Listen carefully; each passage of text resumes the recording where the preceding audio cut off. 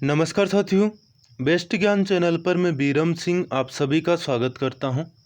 रोज की तरह आज के इस वीडियो में हम देखेंगे मध्य प्रदेश के अब तक के दिन भर की बड़ी खबरों का सारांश। वीडियो में दी गई जानकारी आपको उपयोगी लगे तो प्लीज़ लाइक ज़रूर कर दीजिएगा। इस वीडियो में हम बात करेंगे शिवराज सिंह चौहान की अध्यक्षता में मंत्रिपरिषद समिति की जो बैठक हुई उसमें कौन से बड़े फैसले लिए गए, मुख्यमंत्री किसान कल्याण योजना, कर्ज माफ़ी और फसल बीमा पर लेटेस्ट अपडेट देखेंगे। चलिए स्टार्ट करते हैं।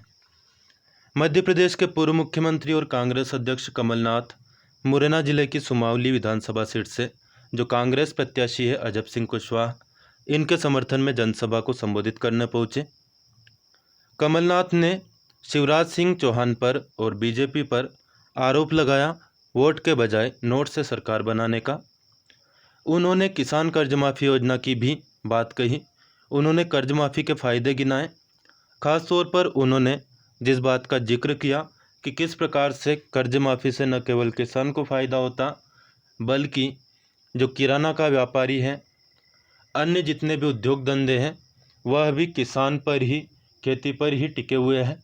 इसलिए किसान की जेब में जब पैसा पहुँचता है, रुपया आता है, तो वह केवल किसान के पास नहीं रहता लेकिन बाज़ार में भी पहुँचता है। और बाज़ार में पहुँचने से बाज़ार में रौनक बढ़ती है और बाज़ार में रौनक बढ़ने से सभी को फ़ायदा होता है, न केवल किसान को। इसके अलावा पूर्व मुख्यमंत्री कमलनाथ ने बात की शुद्ध के विरुद्ध या यूँ कहे कि शुद्ध के लिए युद्ध अभियान की। किस तरह से शुद्ध का युद्ध जब अभियान चला था तो किस तरह से दूध के भाव बढ़ गए थे, इस बात का जिक्र कमलनाथ ने किया। वही पूर्व नेता प्रतिपक्ष अजय सिंह ने ऐदल सिंह कसाना पर रेत माफिया होने, अवैध शराब और टोल प्लाजा बेचने का आरोप लगाया। शिवराज सिंह चौहान ने कहा कि कांग्रेसी मुझे कभी भूखा नंगा तो कभी एक्टर और कभी कहते कि शिवराज नारियल लिए घूमता रहता है। धन की व्यवस्था के बाद आज ही 107 नल जल योजनाओं का शिलान्यास उन्होंने किया। 8,000 करोड़ रुपए की और नल जल योजनाओं को स्वीकृत किया है। काम करता हूँ तो नारियल फोड़ता हूँ। मुझे बताते हुए खुशी है कि हमने कुछ और योजनाएं स्वीकृत की है जिनसे 2241 ग्रामों को पेयजल नल के माध्यम से मिलेगा। इसी साल ग्रामीण क्षेत्रों में 22 लाख घरों में नल कनेक्शन देने का हमने लक्ष्य रखा है। हमारा प्रयास है कि 2023 तक सभी गाँवों को नल जल के माध्यम से पेयजल दें। तो यह बड़ी बात मुख्यमंत्री शिवराज सिंह चौहान ने की और साथ ही में कांग्रेस ने जो आरोप लगाए हैं उनका जवाब भी दिया। 107 ग्रामीण नल जल योजनाओं का शिलान्यास और भूमि पूजन मुख्यमंत्री शिवराज सिंह चौहान ने किया और वर्चुअल तरीके से, आभासी तरीके से, रिमोट के जरिए इन्होंने यह कार्यक्रम किया है। मुख्यमंत्री श्री शिवराज सिंह चौहान की अध्यक्षता में निवेश संवर्धन के लिए आयोजित मंत्रिपरिषद समिति की बैठक में प्रदेश में होशंगाबाद जिले में मोहासा बाबई इंडस्ट्रियल एवं मेडिकल गैस निर्माण के लिए संयंत्र स्थापना पर निवेश प्रोत्साहन सहायता देने का निर्णय लिया गया है। समिति ने आइनॉक्स लिमिटेड को निवेश प्रोत्साहन योजना के अंतर्गत 40% की दर से 7 वर्ष की अवधि में सहायता देने का निर्णय लिया।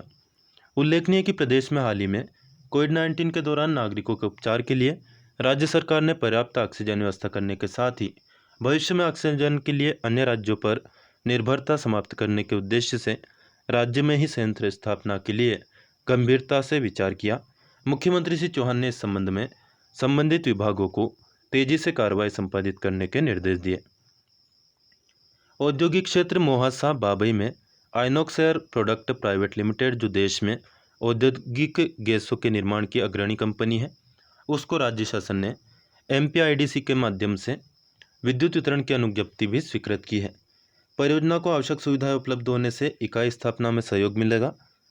कोविड-19 के दृष्टिगत प्रदेश में ऑक्सीजन की मांग के लिए 125 करोड़ के पूंजी निवेश से रोजाना 210 टन क्षमता के एयर सेपरेशन प्लांट की स्थापना प्रक्रिया चल रही है। आज संपन्न बैठक में औद्योगिक नीति एवं निवेश प्रोत्साहन मंत्री श्री राज्यवर्धन सिंह दत्तीगांव, सूक्ष्म लघु एवं मध्यम उद्यम, विज्ञान एवं प्रौद्योगिकी मंत्री श्री ओम प्रकाश सकलेचा और श्री चिकित्सा शिक्षा, भोपाल गैस त्रासदी राहत एवं पुनर्वास मंत्री श्री विश्वास सारंग वीडियो कॉन्फ्रेंस द्वारा शामिल हुए। गुरुवार से होगी MBA MCA की चॉइस फिलिंग। प्रदेश के सभी शासकीय एवं अशासकीय कॉलेजों में MBA तथा MCA पाठ्यक्रम के पहले चरण में ऑनलाइन रजिस्ट्रेशन प्रक्रिया शुरू है। विद्यार्थी गुरुवार 15 अक्टूबर से इच्छित संस्थाओं के प्राथमिकता क्रम का ऑनलाइन चयन कर सकते हैं। यह चॉइस फिलिंग की प्रक्रिया 28 अक्टूबर तक जारी रहेगी। दोनों पाठ्यक्रमों में पहले राउंड के तहत रजिस्ट्रेशन की अंतिम तारीख 24 अक्टूबर निर्धारित की गई है। MBA के छात्रों को पहले चरण में CMAT 2020 की मेरिट के आधार पर अलॉटमेंट दिया जाएगा। रिक्त सीटों पर स्नातक परीक्षा उत्तीर्ण अभ्यर्थियों के स्नातक परीक्षा के अंकों की मेरिट के आधार पर प्रवेश दिया जाएगा। इसके बाद रिक्त सीटों पर शैक्षणिक सत्र 2019-20 के स्नातक अंतिम वर्ष के परीक्षा परिणाम घोषित न होने के कारण पिछले 2 वर्षों के अंकों की मेरिट के आधार पर प्रावधिक प्रवेश दिया जाएगा। MCA में पहले स्नातक परीक्षा उत्तीर्ण अभ्यर्थियों के परीक्षा के अंकों की मेरिट के आधार पर तथा रिक्त सीटों पर 2 वर्षों के अंकों की मेरिट के आधार पर प्रावधिक प्रवेश दिया जाएगा। 10 नवंबर से होगी CLC। चॉइस फिलिंग 15 से 28 अक्टूबर तक होगी। 25 और 26 अक्टूबर तक होगा त्रुटि सुधार। 29 अक्टूबर को कॉमन मेरिट सूची जारी की जाएगी।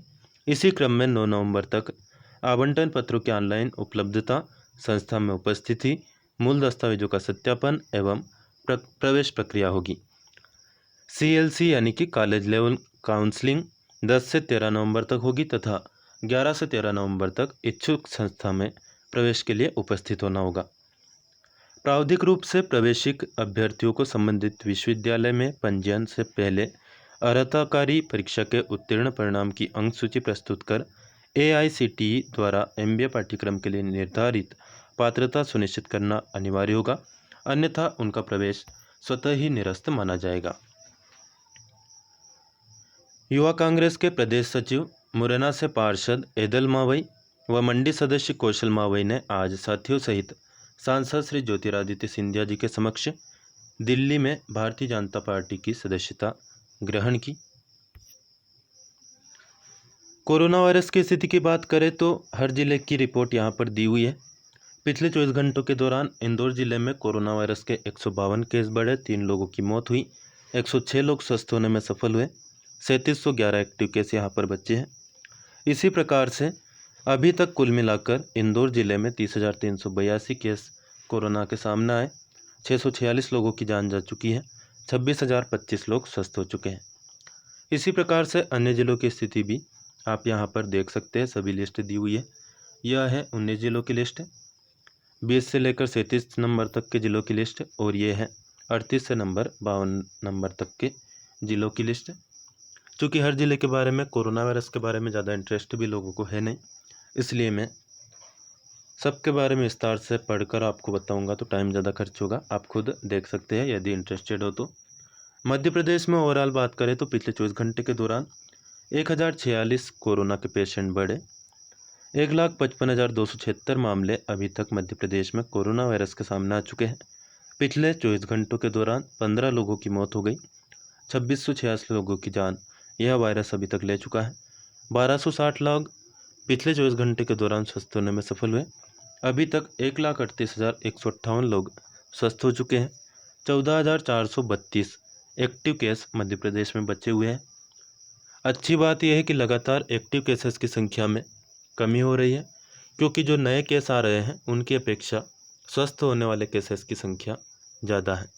14 अक्टूबर को कुल जांच हुई 27,485, इनमें से 1,046 पेशेंट कोरोना पॉजिटिव निकले, 26,439 की कोरोना रिपोर्ट नेगेटिव आई, 228 सैंपल रिजेक्ट हो गए। कुल रिपोर्ट जो प्राप्त हुई है उसके हिसाब से 100 में से 3.8 लोग कोरोना पॉजिटिव निकले हैं।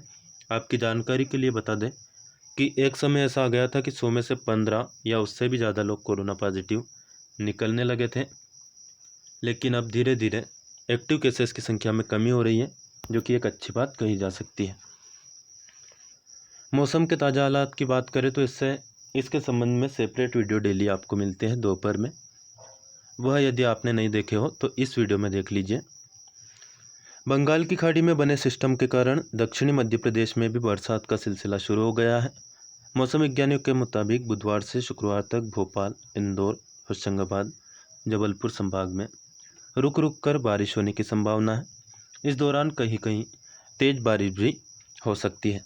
बंगाल की खाड़ी में बना है गहरा अवदाब का क्षेत्र। मौसम विज्ञान केंद्र के वरिष्ठ मौसम विज्ञानी उदय सरवटे ने बताया कि बंगाल की खाड़ी में बना गहरा अवदाब का क्षेत्र तेलंगाना के खम्मम के पास पहुंचकर अवदाब में तब्दील हो गया है। इस सिस्टम के बुधवार को गहरा कम दबाव के क्षेत्र में परिवर्तित होकर पश्चिम उत्तर पश्चिम की दिशा में आगे बढ़ने की संभावना है। इससे 2-3 दिन तक दक्षिणी मध्य प्रदेश में बरसात होगी। विशेषकर भोपाल, इंदौर, जबलपुर, होशंगाबाद इन संभागों के जिलों में कई स्थानों पर बुधवार से लेकर शुक्रवार तक बारिश होने की संभावना है। इसी क्रम में मंगलवार को भोपाल में बादल छाए रहे, गरज चमक की स्थिति भी बनी। मौसम जो है इसकी स्थिति ऐसी रहती है कि हर पल हर घड़ी पल पल मौसम रंग बदलता रहता है। इसलिए डेली मौसम से संबंधित अपडेट मैं आपके लिए लेकर आता हूं दोपहर में। वह वीडियो आप ज़रूर देखा करें ताकि लेटेस्ट अपडेट मौसम की मिल सके। यह बीजेपी की लिस्ट है और ये है कांग्रेस के प्रत्याशियों की लिस्ट। अब जो भी इनमें से आपको पसंद हो, बीजेपी का या कांग्रेस का, उसको आप वोट दे सकते हैं, लेकिन अपने हितों का ज़रूर ध्यान रखें, क्योंकि जिस प्रकार से विधायक अपने हितों का ध्यान रखते हैं, पार्टियां बदलते रहते हैं, उसी तरह हमें भी चाहिए कि मूक दर्शक न बने रहे, लकीर के फ़कीर न बने कि मैं तो बीजेपी का ही हूँ या तो मैं जन्म से कांग्रेस का हूँ। निश्चित तौर पर अपने हितों को ध्यान में रखते हुए हमें वोट देना चाहिए, क्योंकि वोट न केवल हमारा अधिकार है बल्कि हमारी जिम्मेदारी भी है। यदि अच्छे लोगों को हम चुनकर भेजते हैं तो निश्चित तौर पर से अच्छा काम करेंगे, और यदि हम माफियाओं को, चोरों को, डकैतों को भेजेंगे, केस देख के और पावर देख के लोगों को आगे भेजेंगे, तो निश्चित तौर पर हमें ही नुकसान होगा। मध्य प्रदेश और किसानों से जुड़ी हर खबर जल्दी से पाने के लिए आप हमारे व्हाट्सएप ग्रुप या फिर टेलीग्राम ग्रुप ज्वाइन कर सकते हैं। टेलीग्राम ग्रुप की लिंक डिस्क्रिप्शन में दी हुई है। वहाँ पर आपको ताज़ा मंडी भाव भी मिल जाएगा और लेटेस्ट अपडेटेड जो किसानों के लिए ख़ास तौर पर रहेगी वह भी मिलती रहेगी। फ़िलहाल इस वीडियो में इतना ही। फसल बीमा की लिस्ट भी आप डिस्क्रिप्शन में से लिंक है, वहाँ से डाउनलोड कर सकते हैं। 30 से 35 लिस्ट अवेलेबल है। मुख्यमंत्री किसान कल्याण योजना के बारे में बात करें तो फॉर्म यदि आपने नहीं भरा हो तो भर दीजिए। लिंक डिस्क्रिप्शन में। फॉर्म भर के आपको पटवारी के पास जमा करना है। 6,000 रुपये जो मोदी जी दे रहे हैं, उसी में 4,000 रुपये शिवराज जी भी देने वाले हैं जोड़ करके। तो इस प्रकार से 10,000 रुपये आपको सालाना मिल जाएंगे। कम से कम 400-500 रुपये की पेंशन एक तरह से आप किसान की इसको मान सकते हैं। हालांकि किसान के लिए यह चीज़ ऊँट के मुंह में जीरे के समान है, क्योंकि जिस प्रकार जी जान से किसान मेहनत करता है, कभी लाइट दिन में आती है तो कभी लाइट रात में आती है, रात भर खेतों में पाणत करता है किसान। पाणत के बारे में आप समझ ही गए होंगे। खेतों में सिंचाई करना या पानी देना, उसको कहा जाता है मालवा क्षेत्र में पाणत। तो रात भर किसान पाणत करता है और दिन में वापस खेतों को सही करने में लग जाता है। पशुपालन तो उसका एक नित्य कार्य है ही। अपने आप में दूध निकालना, भैंसों को चराना, और जिस तरह से आप समझ सकते हैं, मैं विस्तार से इस बारे में नहीं जाना चाहूँगा क्योंकि समाचार का यह वीडियो है। फिलहाल इस वीडियो में इतना ही। जय जवान, जय किसान, जय हिंद, जय भारत।